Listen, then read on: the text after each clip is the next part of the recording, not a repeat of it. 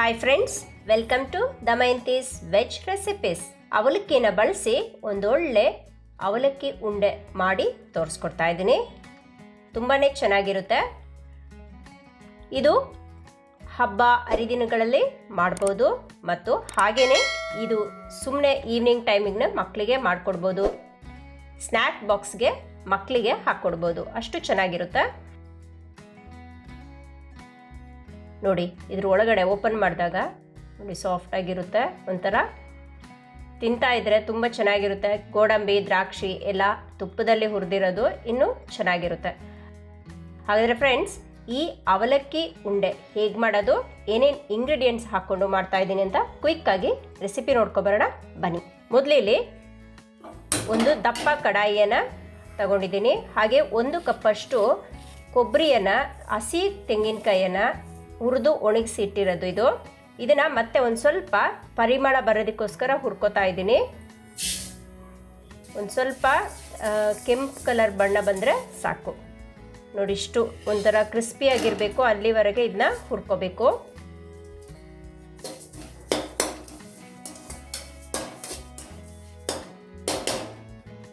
ಇದೀಗ ಹುರಿದಾಗಿದೆ. ಇದನ್ನ ಒಂದು ತಟ್ಟೆಗೆ ಹಾಕಿಡ್ತಾ ಇದ್ದೀನಿ. ಇದು ತಣ್ಣಗಾಗಬೇಕು.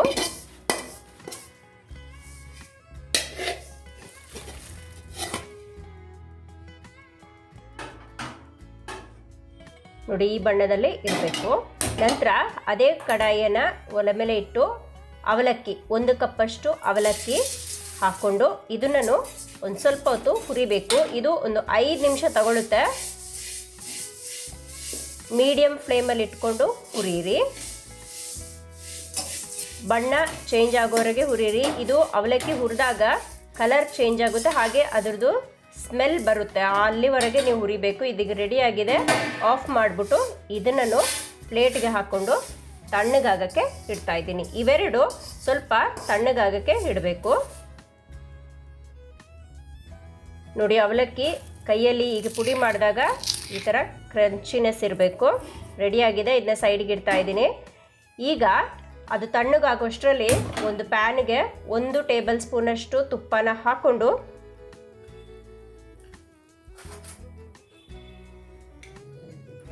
ಗೋಡಂಬಿ ಮತ್ತು ದ್ರಾಕ್ಷಿ ಇವೆರಡನ್ನ ಹುರ್ಕೋತಾ ಇದ್ದೀನಿ. ಮೊದಲು ಗೋಡಂಬಿ ಹಾಕ್ಕೊಂಡಿದ್ದೀನಿ, ಹಾಗೆ ದ್ರಾಕ್ಷಿನೂ ಹಾಕೋತಾ ಇದ್ದೀನಿ. 1 ಟೇಬಲ್ ಸ್ಪೂನಷ್ಟು ಹಾಕ್ಕೊಳ್ಳಿ. ಇವನ್ನ ತುಪ್ಪದಲ್ಲಿ ಒಂದು ಸ್ವಲ್ಪ ಹುರ್ಕೊಳ್ಳಿ, ಸಾಕು. ತುಪ್ಪ ಸ್ವಲ್ಪ ಕಡಿಮೆ ಆದರೆ ತುಪ್ಪನ ಇನ್ನೊಂದು ಟೇಬಲ್ ಸ್ಪೂನ್ ಹಾಕ್ಕೊಂಡು ಹುರ್ಕೊಳ್ಳಿ. ಇದೀಗ ಹುರ್ಕೊಂಡಾಗಿದೆ. ಸ್ಟವ್ನ ಆಫ್ ಮಾಡ್ಕೋತೀನಿ. ತುಪ್ಪ ಬಿಸಿ ಇರೋದ್ರಿಂದ ಅದರಲ್ಲೇ ಫ್ರೈ ಆಗುತ್ತೆ. ಇದು ಮೊದಲೇ ನೀವು ಹುರಿದು ಇಟ್ಕೋಬೇಕು. ಸೈಡಲ್ಲಿ ಇಡ್ತಾ ಇದ್ದೀನಿ. ಇದು ತಣ್ಣಗಾಗಲಿ. ಓಕೆ, ತುಪ್ಪದಲ್ಲಿ ಹುರಿದಿರೋ ಗೋಡಂಬಿ ದ್ರಾಕ್ಷಿ ರೆಡಿಯಾಗಿದೆ.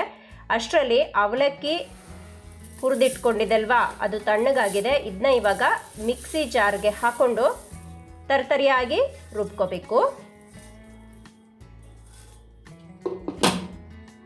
1-2 ರೌಂಡು ತಿರುಗಿಸ್ಕೊಂಡ್ರೆ ಸಾಕು.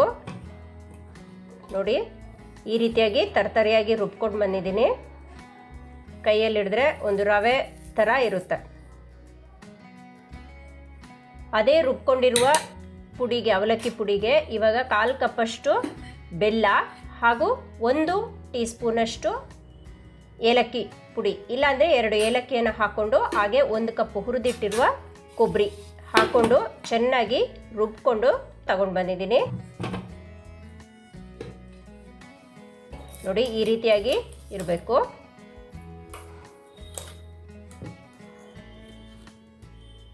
ಕೈಯಲ್ಲಿ ಹಿಡಿದ್ರೆ ನೋಡಿ ಒಂಥರ ಮರಳಾಗಿರಬೇಕು.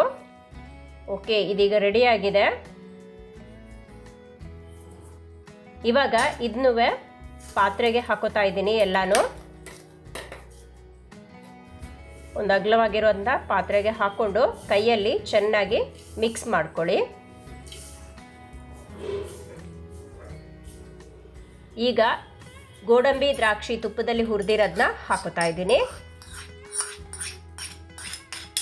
ಹಾಗೆ ಮತ್ತೊಂದು ಟೇಬಲ್ ಸ್ಪೂನಷ್ಟು ತುಪ್ಪನ ಹಾಕ್ಕೊಂಡು ಚೆನ್ನಾಗಿ ಸ್ಪೂನಲ್ಲಿ ಕಲಿಸ್ಕೊಳ್ಳಿ. ಎಲ್ಲನೂ ಮಿಕ್ಸ್ ಆಗಲಿ. ಓಕೆ, ಇವಾಗ ಸ್ಪೂನಲ್ಲಿ ಕಲಿಸ್ಕೊಂಡಿದ್ದೀನಿ.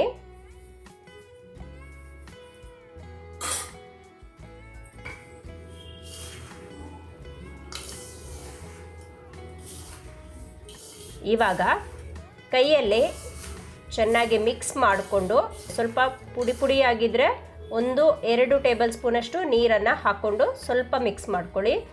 ಇಲ್ಲಾಂದರೆ ತುಪ್ಪನೇ ಹಾಕ್ಕೊಂಡು ಮಿಕ್ಸ್ ಮಾಡ್ಕೋಬೋದು.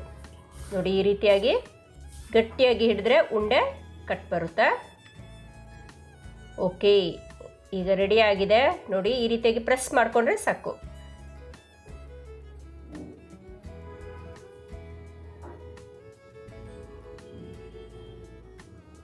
ಅವಲಕ್ಕಿ ಉಂಡೆ ರೆಡಿ ಆಗಿದೆ.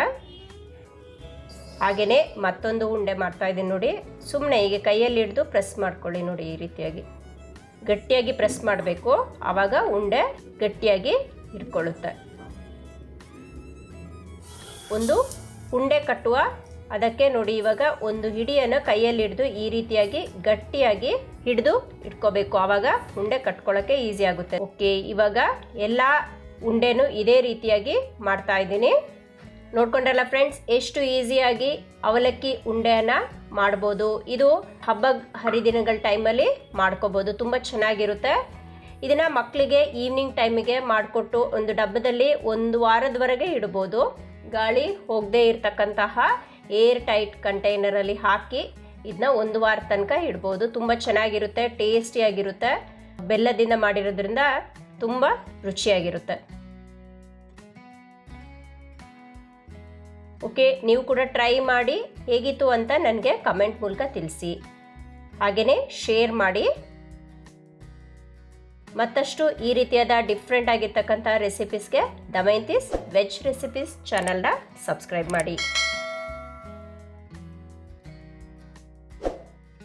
ಮತ್ತೊಂದು ಹೊಸ ವಿಡಿಯೋದೊಂದಿಗೆ ಮತ್ತೆ ಬರ್ತೀನಿ. ವಿಡಿಯೋ ನೋಡಿದ್ದಕ್ಕೆ ಧನ್ಯವಾದ.